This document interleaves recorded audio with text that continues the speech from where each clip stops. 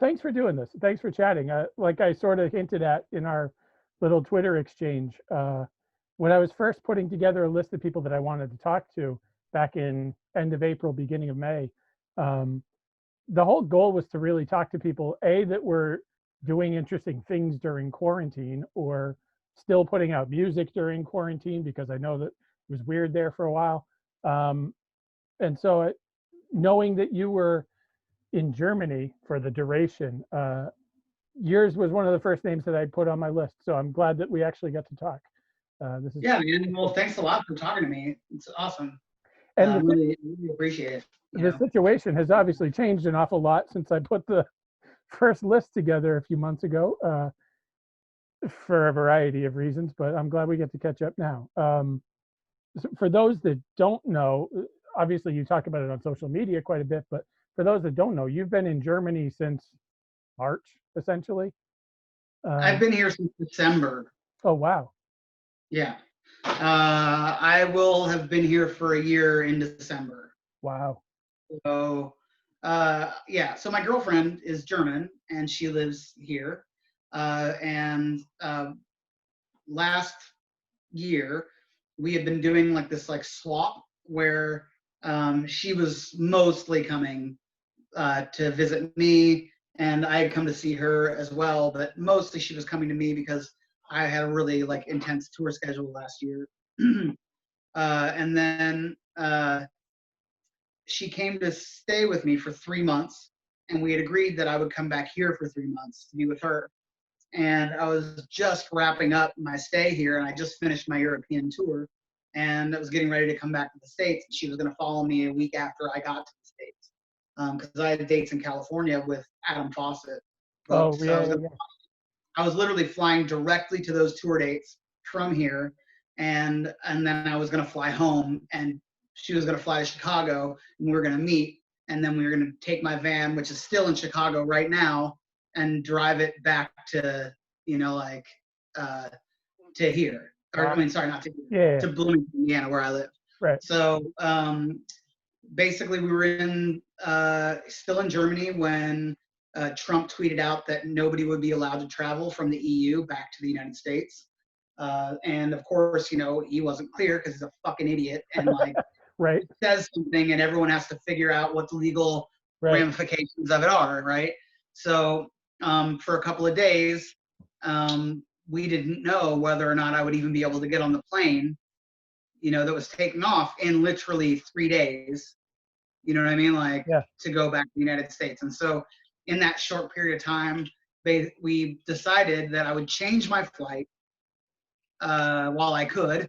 You know what I mean? Like I would change it to be like a couple of weeks later, because at the time we were like, this is going to be worked out. Like right, right, in a couple of weeks, we'll know more, and I'll be able to go home. So I basically, because Trump was so fucking idiotic, it forced me to decide what it was that I was going to do. And like, and it made me go, okay, well, I'll just change my ticket for 2 weeks and I'll figure it out. Well, within 2 weeks, it was obvious that the United States was not going to be able to get their shit together as quickly as I hoped. right, And so then I changed my ticket again for about a month. And I thought to myself, okay, surely within a month, right, this will have like, you know what I mean? Like be more clear.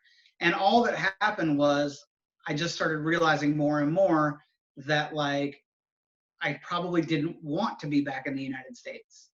And then, and of course my mom and all my friends were like, don't come back. yeah, Like it's safer in Germany. Just stay where you are.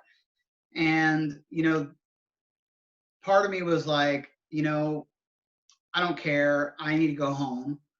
Uh, and then the other part of me was like, well, if I do leave to go back to the US, I won't be able to come back to Germany when I want to.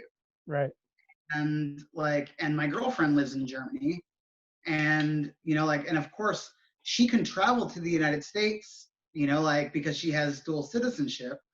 But it's like, how safe is it? She's got pre existing conditions, like, and stuff like that. Like, while I'm like a very, very, very fit person, you know, like, and my like likelihood of contracting fatal COVID is Right. low. Right. You know what I mean? Like it's substantially higher for my partner.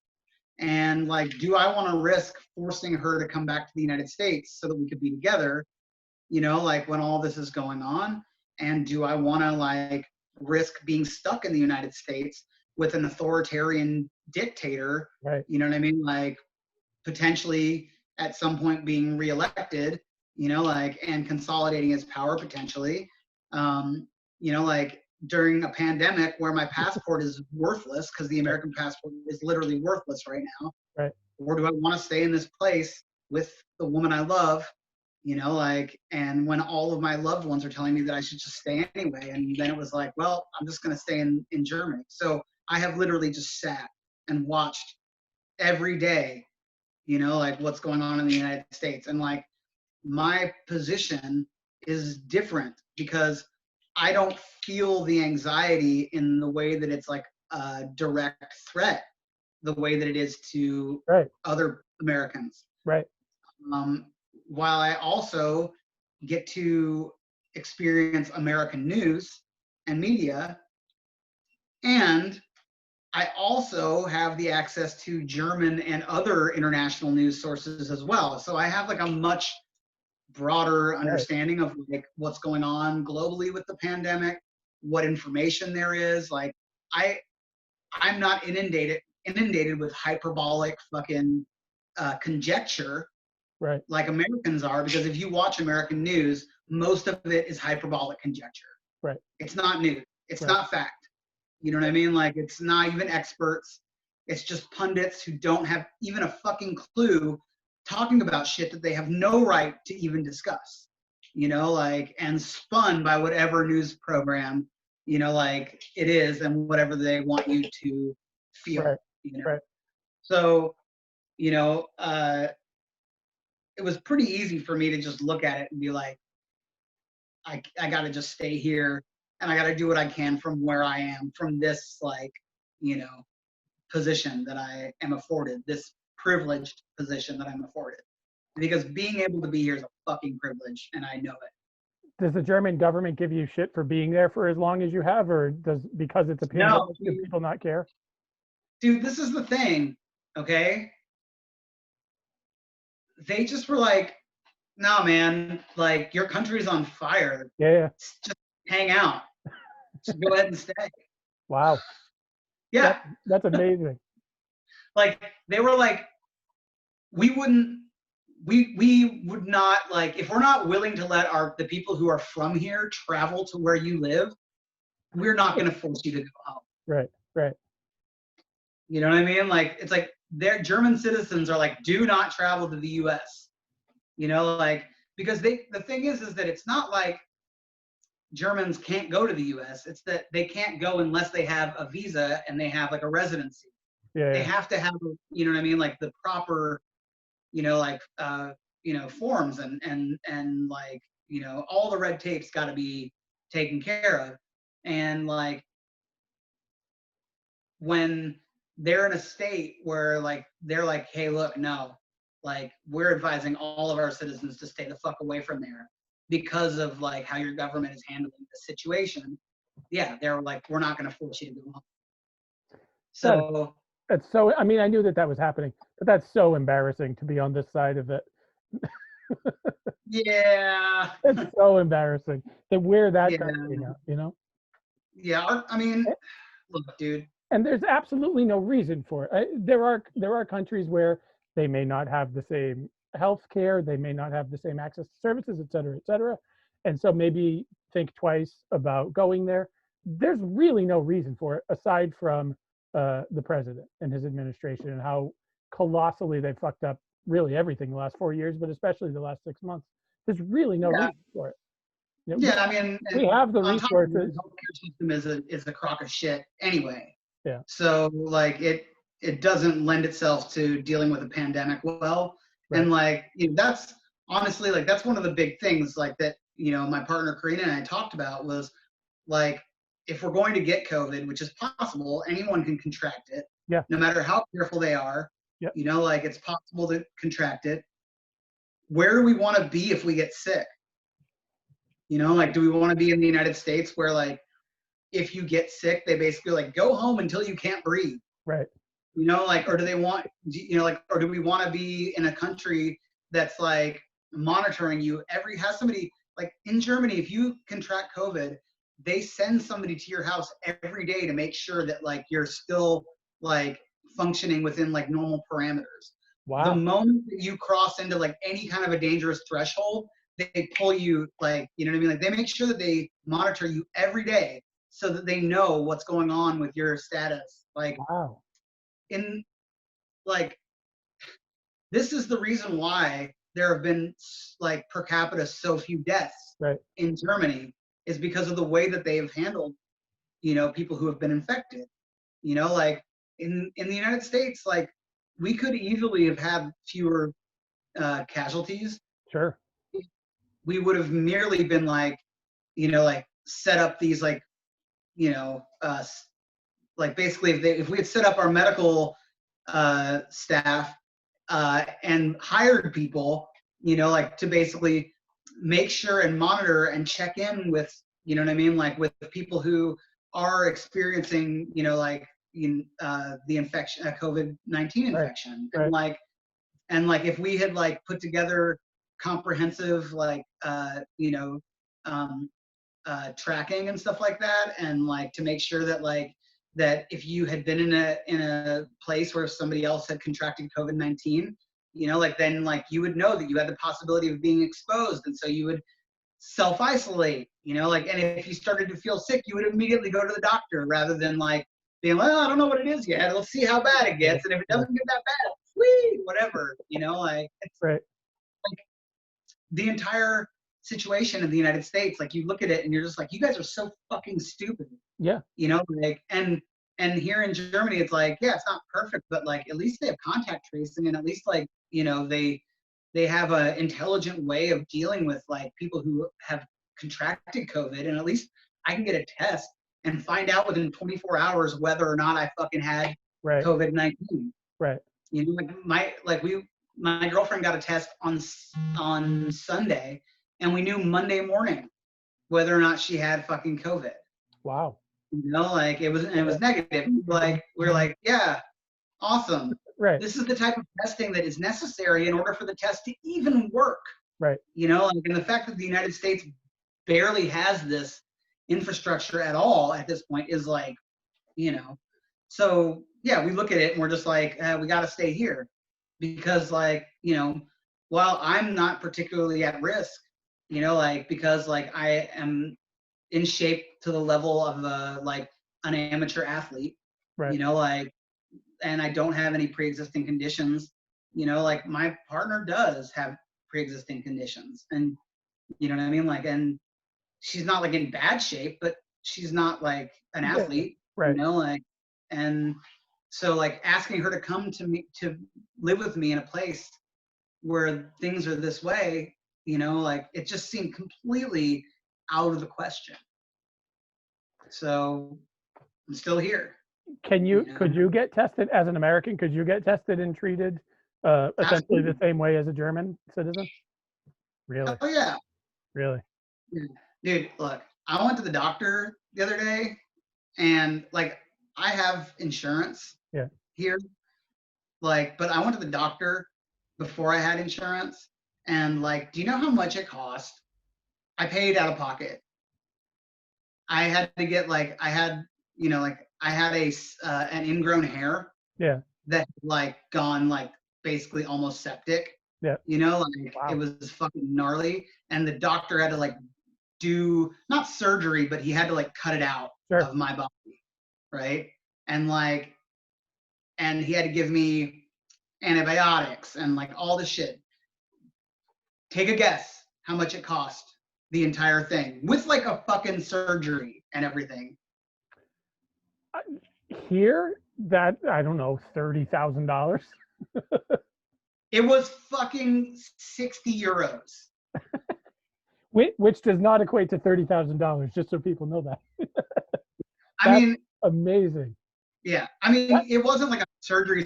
Like he just laid me down on the table in the room sure. and like sterilized it, pulled out, got the stuff, cut it open, you know what I mean? Like, and like extracted the stuff that was like the infected portion. But You know what I mean? you would get charged here more for the bandages that they put on you than 60 euros, right? Yeah.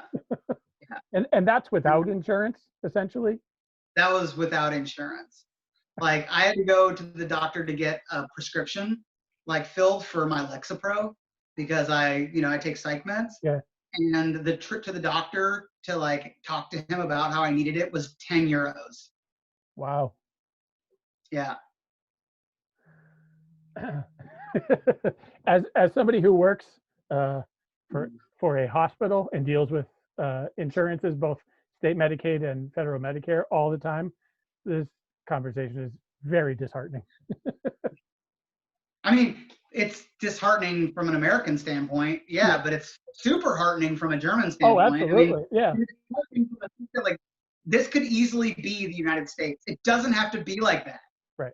It just doesn't have to be like it is in the United States at all. Right. You know, like the fact that we've like decided that medicine should be something that like an enormous profit is generated off of.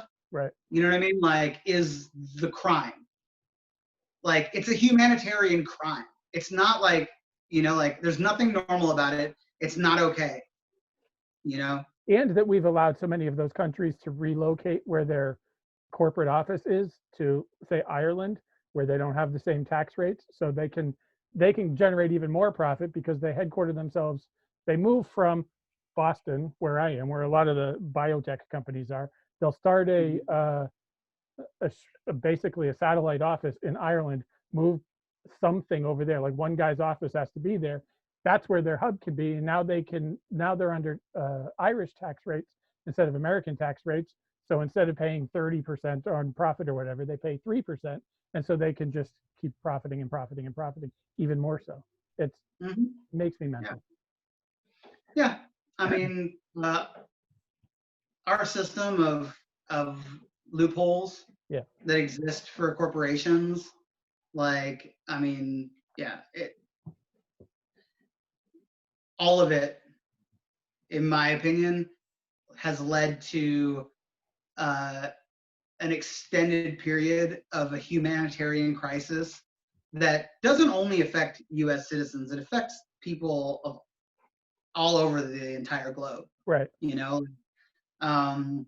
But we are like the only wealthy country, you know what I mean? Like that, like has in effect like been completely shit on and like allowed disaster capitalism basically to like completely rule. Yeah. Right. Like, so, like it's like somehow we've been brainwashed to believe that if corporations aren't allowed to fuck us over, that we're somehow less free.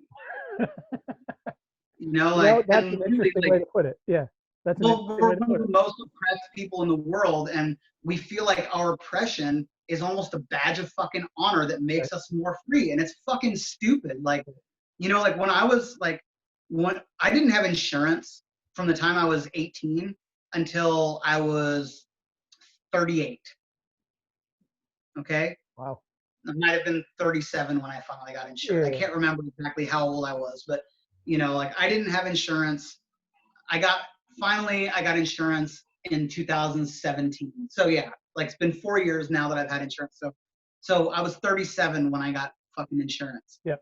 I've been applying for Obamacare for over 2 years before I finally received the health care that I like, the benefits that I was entitled to based upon my level of income. Wow. Okay. And in the time before I got health insurance, I didn't go to the doctor, but maybe 4 times in that 2-decade period. Yeah, right. And only when I really absolutely had to. And I treated it like a badge of fucking honor that I never went to the doctor. Right. I was proud of the fact that I was surviving without insurance. Right. I would always admit that it was fucked up I didn't have it. You know what I mean? Like, but for some reason, I allowed myself to like, be like, well, that's what happens when you're fucking working poor. You know what I mean? Right, Like that's right. just how you live. That's the American way. And like now that like I've had insurance for fucking this amount of time and I've been able to go to the doctor like over and over again for anything I needed to, and I can like get the type of psych meds I need because like I needed psych meds my Yeah, entire life and I wasn't able to afford them until I had insurance, and like, right. you know, like all this other shit. Like I just look back and I'm just like, this is so much better. How did I manage to like fool myself into thinking that there was anything valid about the way that I was existing before? And Yeah, like, I think that millions of Americans were so beaten down and brainwashed into thinking that it's normal that we actually puff up our chests and act like, you know, we should feel good about it. yeah, And yeah. like, Because it feeds into the whole bootstrap mentality, right? Like, yeah, yeah. And also, it's a survival mechanism because, like, you know, if you feel helpless, yeah, you know, like, then what do you do but act like it's supposed to be this way? yeah, right. And it's not. It's not normal. It's There's nothing normal about it. It's been normalized, but just because something's normalized doesn't mean Okay, it's yeah, yeah, normal or right, it's okay. right. You know? Has have you been able to travel throughout Europe as an American during this? I mean, I don't know what travel looks like throughout the EU now. Good, but I'm waiting on my actual visa. Oh, okay. I mean, dude, like the U.S. passport is worthless right Yeah, now. right, We can't travel to but like 2 or 3 countries. That's literally right. true.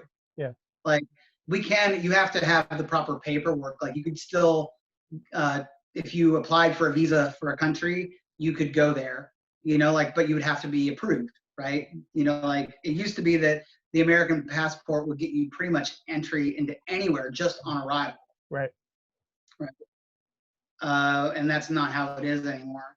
And most countries don't want Americans to come to their country right now because, you know, we're we're international pariahs Yeah, for multiple reasons. right, right. So yeah, so once my visa is finished going through, because right now I'm in the process of applying for my German visa, Mhm.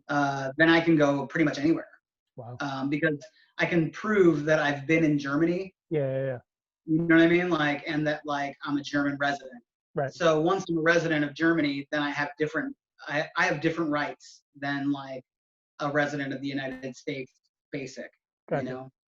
Yeah. So travel within the EU is completely unrestricted at that point, plus other, you know what I mean? Because what they're really, right now, I can't, even though I technically can prove that I've been here this whole time, it's just not as easy to do. And like, I need to have like the Yeah, yeah, yeah. official Right. thing. 'Cause technically, I might be able to go to other countries, but it depends on the border guard. And if they decide they don't like me for whatever reason, then you can just ship Right. me back home. Yeah, yeah. You know, like, yeah. Anywho, yeah. So let's talk about the new album, because as I have indicated a few times and wherever I can, it's already one of my favorite albums of the year. I legitimately love it. I think it's Thank legitimately you. great. Um, and you wrote and recorded it all in your current situation in Germany, yeah? I wrote and recorded. I recorded all of it here for sure. I wrote most of it since I've been in Germany. Yes. Yeah. There's a few songs that were already existing that just really seemed like they deserved to be on the record. Hmm. You know, um, I would say that uh, all the songs on this record have been leading up to this point Hmm. without question. Hmm. You know, like, and the majority of them were written like once I got here to Germany and since like, you know, the lockdown started happening, and uh, quite a few of them were written after the Black Lives Matter uprising began also. Hmm. So yeah, I had a very um, productive writing period. Yeah.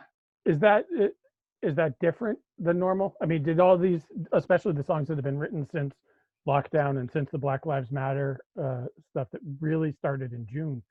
I mean, I know it has been happening for years, but we've been paying attention to it more since June. Is that different? The fact that these songs have come so quickly and you've been so productive in such a short amount of time? Yes. Yeah. Yeah. I'm generally the kind of person that takes a really long time writing songs. That doesn't mean that I'm not productive and that I don't write a lot, Yeah. but like in order for you to see a song out into the world, it means that I've probably spent like at least several weeks just on that song, writing it, focused on it. And sometimes some of the songs that I have, man, I've got songs that I've been working on for 10 years, Mhm. you know, like, and I'm just like a very serious self-editor, and like, and until a song feels perfect, I don't let the world see it, you know, like, and so I can take months. And like, there was like a period from like the end of March all the way until like the beginning of June, Yeah. where I was just like, you know, like just like smashing out songs every week, you know, and like, I mean, my girlfriend was like every day she was like, "What song is that?" Yeah. I'm like, what song is that? And I was just like, it's the new one I wrote today. Like, Has yeah. she seen that process? Has she seen you at work as a songwriter before and your whole process? She's seen me at work as a songwriter, but not like leading up to a record. Mhm. And like, and not only that, but this is like, uh, this was an uncommon occurrence. Mhm. Like to say that like every record album cycle is like this would be a fucking lie. You know, like I don't generally have a new song, you know, like for, you know, like for every, like, I don't know. I generally have like one or two new songs that like come to form like a month or so before the record gets recorded. Mhm. But like for me to have like 5, 6 new songs, like just like, you know what I mean? Like a month before the record is recorded, that's like unprecedented. Did you write them all acoustic? Because this is a very rock and roll record. Yeah. I Obviously, wrote them there's all acoustic. Yeah. really. And then, Yeah. so do you arrange them in your head as you're writing them? Do you do the sort of rock and roll treatment in your head as you're writing them, or does that come in the studio? Both. In fact, like, you know, some of the songs that you'll hear on the record, uh, I knew that they were going to be a rock and roll song, you know, like, but I had no idea what kind of rock and roll song they were going to be until like we like started working on them. You know, like I was like, I think it's going to be kind of like this, you know, Yeah. like, and the producer was like, "Ooh, that's cool, but what about like this?" You know what I mean? Like, and I was like, "Oh, hey, what if we also do this?" And they were like, "Yeah," and then we do this too, and we're like, "Whoa!" And then like we're rolling, you know, like, and so the answer is like, yes, I know like what songs are probably going to be rock songs, and what songs won't. But I also like I write songs like slow. Mm. Like I usually like a lot of my songs I write just kind of like playing with my thumb, you know, like, and I'll write a riff, you know, like, and I'll be like, can play this accelerated and Yeah. like heavy, or can play this super sweet and pretty, Yeah. you know, like, and a lot of songs start as finger picked songs. And then I realize like, oh, this would be a banger if I start doing it like this. And, you know, it's like, and then other songs, I'm like, there's no way I can do this as a rock song. This song is a fucking ballad for sure. But then also, you know, I get into the studio sometimes and the producer's like, hey man, like this ballad is a rock song. And I'm like, what do you mean? And then they show it to me and I'm like, oh, fuck. I mean, you know, like you never know what's going to happen, Yeah. you know? And sometimes I'm just like, dude, that's not right. And I self-produce most of my records, you know, like, or at least co-produce. Yeah. And this is one of the only records where I didn't co-produce, you know, like this was Ollie Ruger, the guy who did the production on this. He 100% produced this record. And That you doesn't found, mean I didn't have like, ideas, yeah, but yeah, yeah. he like he made this what it was. And you Like, found him somewhat uh serendipitously, didn't you? Completely by accident. Yeah, Yes. I was supposed to record a session with a totally different studio, and they pulled the plug at the last minute, and we didn't know what we were going to do or how we were going to do it. And a friend was like, dude, you're in Mines. This studio's in Offenbach. It's not that far away. And this is like my favorite fucking studio in the area. Like, this dude is my favorite dude. He's a genius. Go, like, you know, like, record this session here. And I called up the studio and I was like, hey man, I really, really need, you know, like some studio time. It's last minute. Do you have space? And they were like, yeah, we do actually. We have space that day. And I went and I did the session, and like they were blown away, and like, and I was really got along with them really well, and we had a good time. We like immediately hit it off. And basically the, you know, the owner of the studio, the producer, Ollie, he was like, why don't you come back and record some demos here, full band? You know, we don't have anything else to do, you know, like it's quarantine, yeah, right. you know? And like, and I was like, okay. And so like, you know, about a month and a half later, you know, I went in and we recorded a couple songs. And like they went, I guess it was actually 2 months later. Yeah, because it was already, yeah, it was already like the end of May before we started, you know, like almost June. Yeah. I can't remember if the first session was in June or if it was at the end of May. It's hard to remember exactly when it was. But anyway, like we came in and like recorded, you know, like some songs, and they sounded so good. Like, and at the moment I was going to record an acoustic record. Yeah. I was going to put out an acoustic record, and I like brought the demos back to my manager, and I was like, dude, I was like, I don't want to release an acoustic record. I want to release a record with these guys.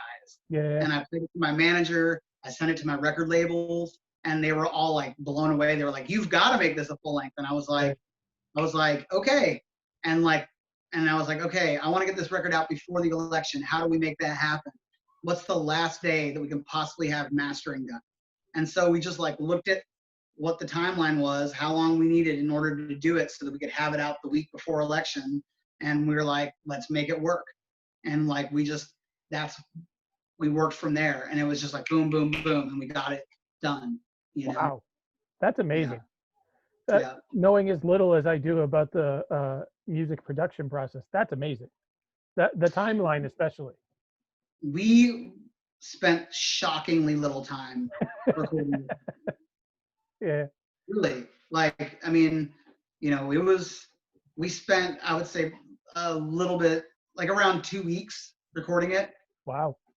And like, for the level of production and like all, you know what I mean, everything that went into it, like that's a very small amount of time. You know, like there was like, I mean, if you don't count mixing, there was more time spent mixing, but that was like total with tracking and everything about 2 weeks that we spent making the record. Wow. Yeah.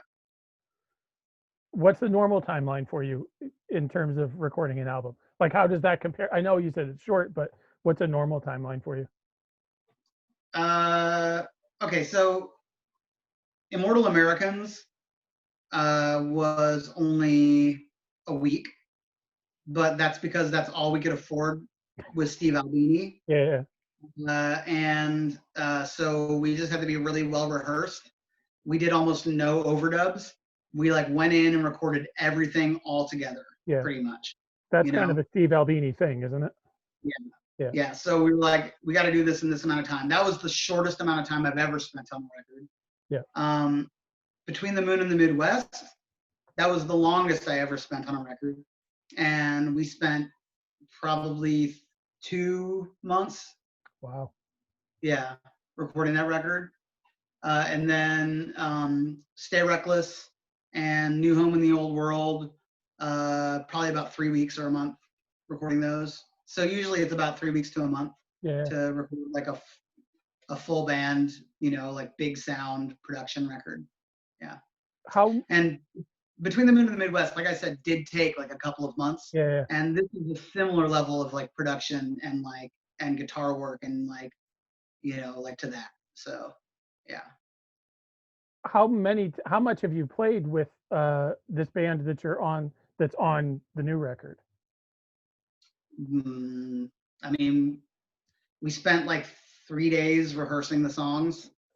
Uh, like one day rehearsing the first like portion of songs, and then 2 days rehearsing like the larger second portion of songs, and then tracking. So not long. I'd never played with any of those guys until the first day of rehorsing Wow. before How tracking. did you find them? Just associated from being They're in. the studio guys. Oh, They're okay. all the people from the studio. Oh, wow. Like literally, they're like the in-house band for the Yeah, yeah, yeah. studio.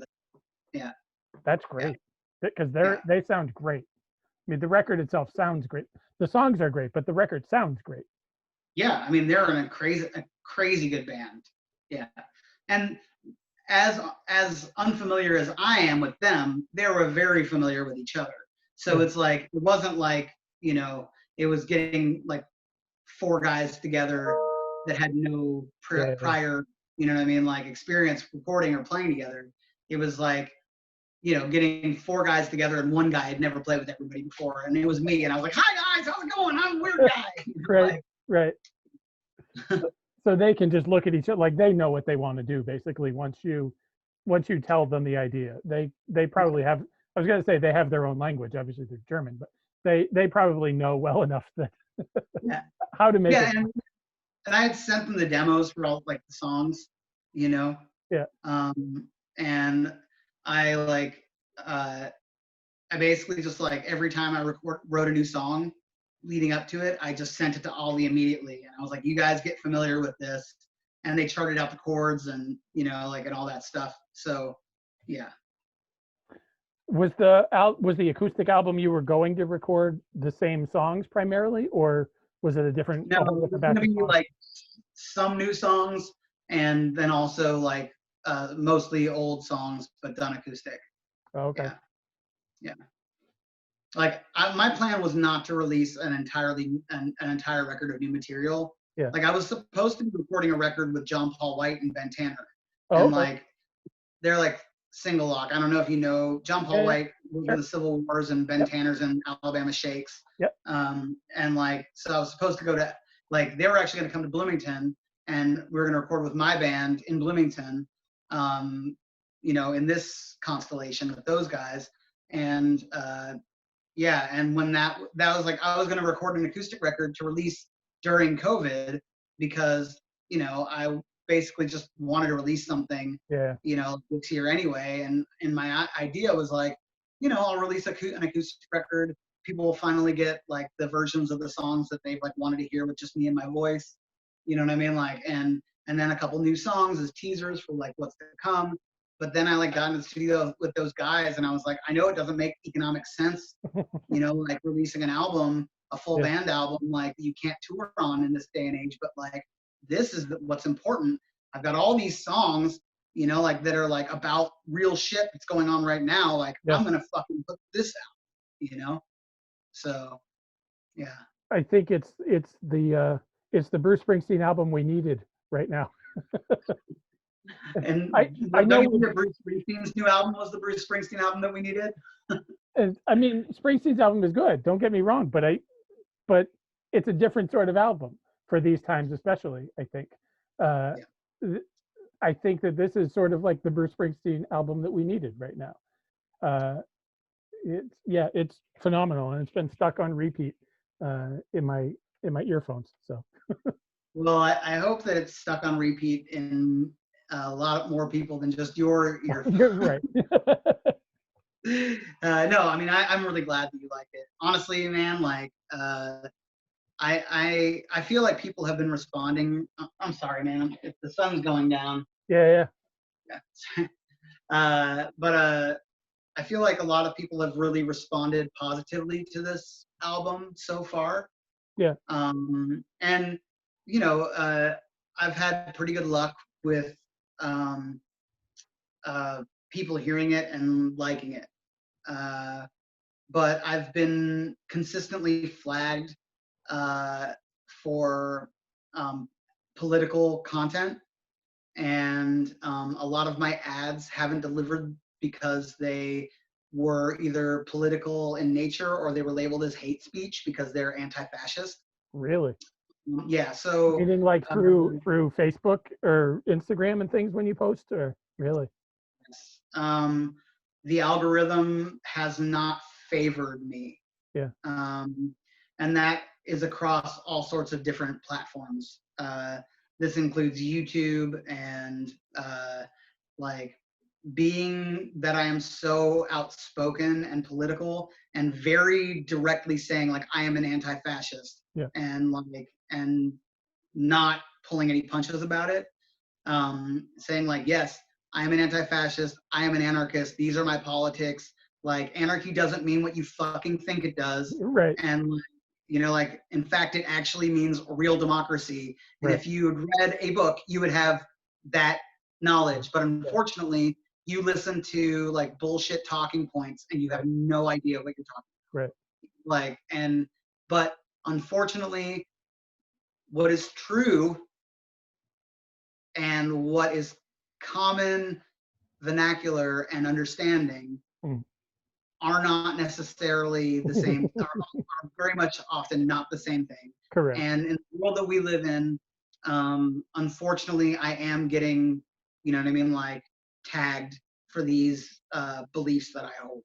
And it extends to trolls, you know what I mean, like, and people trying to hack my accounts, and like, you know, and also the algorithms deliberately forcing me down, um, like in the chain, you know.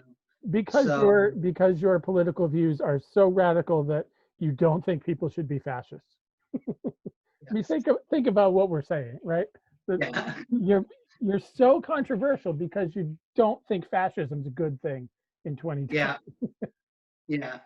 I mean, uh, it's very disheartening, and you're just like, wow, Big Brother.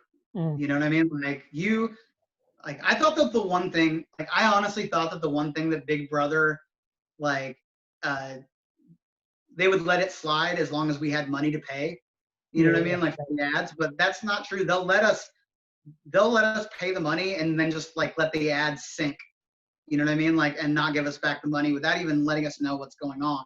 Like really. we've had to be very diligent to make sure that like ads get pulled if they're not delivering and stuff like that. Like Yeah, the first video for Already Dead, like it got less than half of like the views, for like twice the budget for that like I got for Drive, wow. because Already Dead is a directly anti-fascist, Right, anti-authoritarian song right, with like pro Black Lives Matter content in it that calls out, like directly calls out white supremacist organizations, right. and like and it like we had to like basically pull the ad, like you know what I mean, like pull the money that we were spending on the ad Yeah, because it wasn't delivering, because like they were deliberately shoving it down in the algorithm.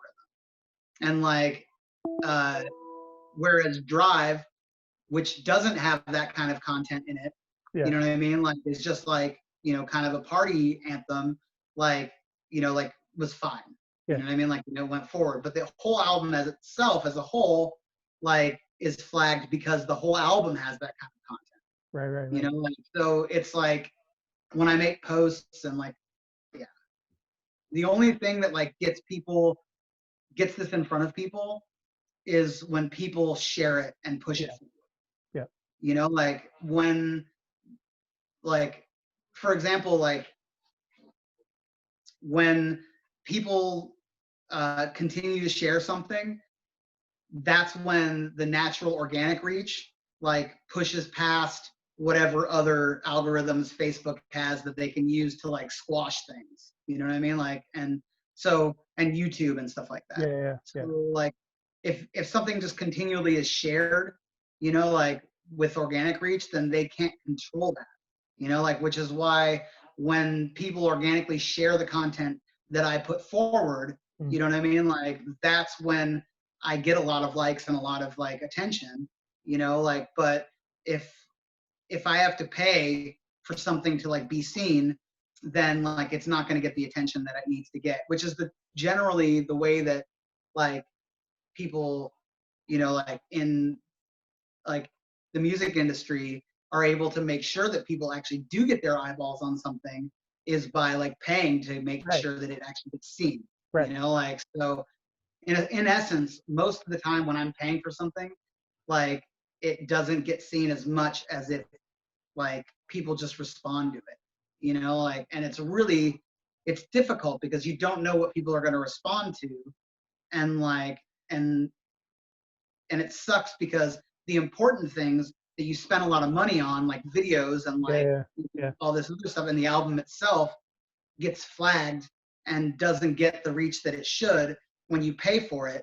You know what I mean? Like, and that's really sucky because not only that, but like a lot of the time you have to use certain terms about the thing, which also further stick you in an algorithmic disadvantage. Because like, if you say that something is newly released, or it's new music, or it's this or that, like the kinds of things that you kind of have to say about a new release, like they shove you down in the algorithm. And the reason that they do that to start with is because they want you to pay for the advertising. You know what I mean? Like, so that people see it, because they don't want you selling things without them making money off of it. Right. But when they shove you down in this algorithm, and then I pay to come up back into the other algorithm, and they just shove it back down again. But they'll keep your money. Yeah. But they'll keep your money. Yeah, but they'll still keep my money. Like, and it's like, and it's super fucking demoralizing because like, you know, this is my money. You know, like, it's not the record label's money. You know, like, it's not like I'm spending somebody else's budget. You know, like, I'm literally using my income. You know, like, so that I can advertise myself. And like, yeah, I've got record labels, but like, they can only afford to press the record. You know, like, and like, the offset of that is that if it's a huge hit, you know, like, I make a lot more money off of it. You know what I mean? Like, than I would have if like, because I own everything. You know what I mean? Like, than I would have if they had fronted all the money. You know, like, to begin with. So it's like, I'm basically saying like, I'm going to pay for the promotion of this so that I get the majority of the dividends. You know what I mean? Like, but then when it doesn't like have a return on investment, you know, like, it just means that like I've fucked myself over. You know, like, and that's what's especially demoralizing, is that like, this isn't like some corporation putting up money for me to like to spend to do this. It's literally me spending this money out of my own pocket to try to like better my situation. You know, like, and that money ends up not even being what it should be worth, you know? This isn't the 70s releasing an album in the 70s, you know, where the label would front you $300,000 to record and release an album. You're doing it off of that money as well in the meantime. But then especially when the system has essentially become pay to play, and so you pay them and they don't play you. It's super fucked up. Do you think that there are financial ways around the algorithm, as in like, if you pay them more, not that you would or should, but if you pay them more, then they'll still bump you up, or does it not really work like maybe that? Maybe, but I'm going to be honest with you, I don't have that kind of money. Again, not that you would or should, but I wonder if there's a price tag where they say, you know, as long as you pay this amount, doesn't really matter what you're saying. I would guess probably yes. But yeah, like, when I've got $5,000 for like a digital marketing campaign, you know what I mean? Like, that's not $50,000, which is probably where they're, you know what I mean? Like, where that might start to shift. You know what I mean? Like, I'm a working person. $5,000 is a fuckload of money for me. You know, like, so like, anyway, I can't speak to that. My guess is yes, that's probably the case. You know, like, so, but my point is, and I don't know if you're gonna edit this down or if it's just going to be all of it. And I feel bad because I'm not trying to like bemoan my situation because I'm a very lucky person that anybody knows who I am at all. And Yeah. I keep sight of that. But like, the only way that anybody ever finds out about me really is because somebody else Yeah. like supported me and said, hey, you should pay attention to this. Yeah. I mean, like, and that's honestly like that's the most like vital thing that you can do is like is tell other people that you like something. You know what I mean? Like let them know that you like this thing. Yeah. And that's the only way that like that people like me get ahead. Which is like if you notice like my, you know, like my social media presence, Yeah. a lot of what I do is spend some of my social capital on like bumping other artists. Mm-hmm. You know, like because I know what it's like to like have a difficult time getting in front of people. Mm-hmm. And like if I can help with the like limited amount of resources that I have by sharing somebody else's art and getting it to people, then like I'm gonna fucking do it. Because like in my mind it's like it's I know a lot of people are competitive about this shit, but like I don't believe in fucking competition. Yeah. You know what I mean? Like I'm a firm believer that you don't have to fuck people over to survive. Yeah. You know what I mean? Like which includes not fucking like holding my like, you know, like social capital as a resource that like I don't give out to other people. Yeah. Right. Doesn't mean I don't spend it on people I believe in Right. and will only spend it on people I believe in. Right. You know what I mean? But if I believe in you, I'm gonna fucking talk about it. Yeah. You know, like, and that's like, you know, to me, that's one of the most important things that anybody can do is like try to lift up other people's voices that you think are worthy. You know, in the world of social media, especially, like it can be so one-sided. Yeah. You know, like where we're only putting our own perspective into the world. Right. Like I feel like one of the best things that we can do to circumnavigate that is to take like our little flashlight and be like over there. You know what I mean? Like, Right. by the way, I know you're looking at me, but look over here right now. Yeah. You know what I mean? Like, Right. it's a, And realistically, that's why a lot of us that started doing this thing through Dying Scene 10 years ago or whatever, I think it's been just about 10 years that I've been associated with Dying Scene. But that's really why we started to do it in the first place, or really why I keep doing it in the first place. The site itself has since crashed about a year ago, and who knows what's happening with it now. But to try to at least highlight people that we either know or like or are interesting or who are doing things that are worthy of people giving their money to and listening to. My wife and I talk about this a lot. We've been fortunate enough we've both kept our jobs throughout COVID. We've both been able to work essentially from home.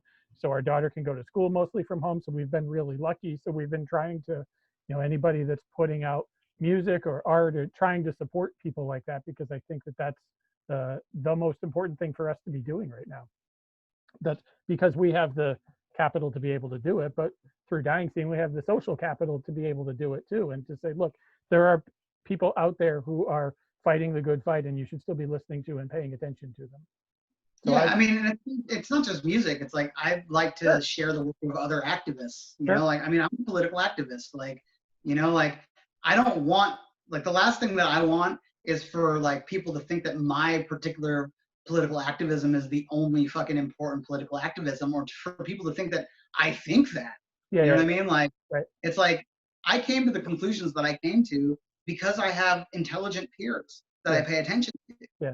You know what I mean? Like, so, and every day I learn about a new intelligent peer, you know, like that has something cool to say. So, like, I'm going to fucking share those people too. Right. You know, like that's like, you know, to me, like having a network, you know, like if we're going to live in a digital age, and especially one where like it's all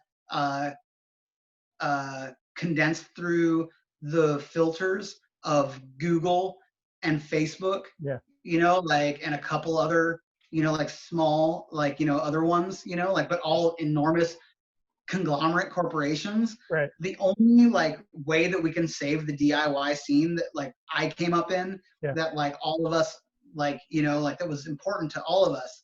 I think the best way in the digital realm to save that like code of ethics, you know what I mean? Like, and ideology is to continually strive to share the work of other people who we think are valid. You know, like, is to continue to work towards making sure that like all of the voices that are important to us are being heard. You know, like, and if you're only interested in like people paying attention to your voice, you know, like, I don't know what to say to you. Yeah. Like, but I really, really hope that you'll change your mind. You know, like, and your feed must be incredibly fucking boring, because I know a couple of songwriters out there that, like, in particular, Yeah. that like maybe they talk about the records that they listen to, you know, like, and every once in a while they might, like, you know, share something from a peer or whatever. You know what I mean? Like, but Yep. like mostly it's just them talking about their, you know, like whatever their opinion or whatever they've got coming up, or like, you know, like whatever their daily life is, stuff like that. And like, I get so fucking bored, you know, like, and it causes me to disengage, you know. And I'm not saying that like to those people that your lives are boring, you know what I mean? Like what I want to see from other people is like a concerted effort towards making the world a better place. And I'm only interested really in other artists that are interested in making the world a better place. And how do we start doing that? We start by taking away the focus on being only ourselves.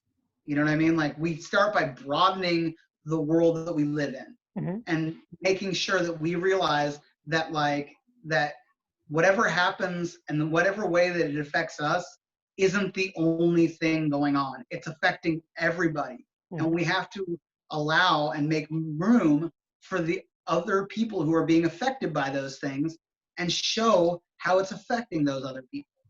You know, like in like an actual, like, you know, quantitative way.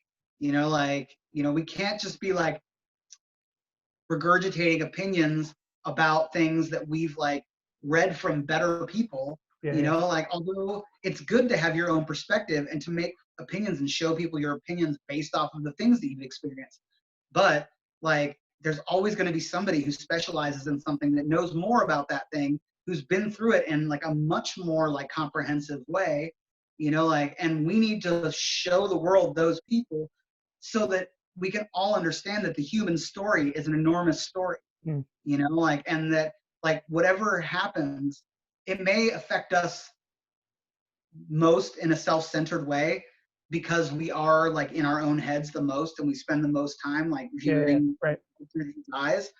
But we aren't the only eyes. Your eyes are not the only fucking eyes. And until you start like trying to see the world the way that another set of eyes, and then another set of eyes, and another set of eyes, and another set of eyes sees the world, you're never going to understand exactly how like things, you know, like how big the world is, and like how different it can be experienced, and how much it's important to be able to be empathetic with like different, you know, ways of communicating and seeing things, you know, like, and anyway. You've tried to do that as a song. No, this is fascinating, but I think you've tried to do that as a songwriter, as much as anything. And we were talking about the social media thing, but I think that you've tried to do that as a songwriter, to be able to look at situations through other people's eyes, or at least to get people to examine situations through other people's eyes. Not everything you write is autobiographical, obviously, and I think that you do a wonderful job, and always have, of trying to get people to look at things differently. And that's one of the things that I appreciate a lot about your songwriting, and a lot of other people that are in the same sort of singer-songwriter, folk, punk, like, that's a lot of what I gravitate to anyway. But I think that you've done an exceptional job at doing that throughout your career. I would like to think that that's true. The one thing that I know that I've done a good job of is I've never painted myself as the hero. You know what I mean? Like, in my songwriting. And like, and it's not that I've like wallowed in self-pity and defeat. of like what a piece of shit I am. Yeah. But like I'm really focused on being able to see things from different perspectives, and especially in the songs that I write that are love songs, and a lot of them are breakup songs. Yeah. You know, like I try really hard to never look at it through a perspective of where like there's a good guy and a bad guy. You know what I mean? Like there's never like a you hurt me, fuck you, Yeah. you're awful. Right. You know what I mean? Like I'm always like trying to figure out like what went wrong. Yeah. You know what I mean? Like and how like I helped to facilitate this awful thing that happened. You know what I mean? Like as much as like I am hurting from this thing. You know what I mean? Like and so yeah, like it's if you look at the other songs that I write that are outside of the realm of the love song, yeah, in general that's true. You know, like because I'm always trying to make sure that like that even though I'm distilling things through my own perspective, you know, like in perception, I am always trying to make sure that like I'm not only telling one side of the story. You know, like that I'm at least like allowing for there to be some amount of ambiguity and like and reality. You know, like because I don't personally believe like that there's only one way of seeing things. Yeah. You know, and I think I've discussed that already.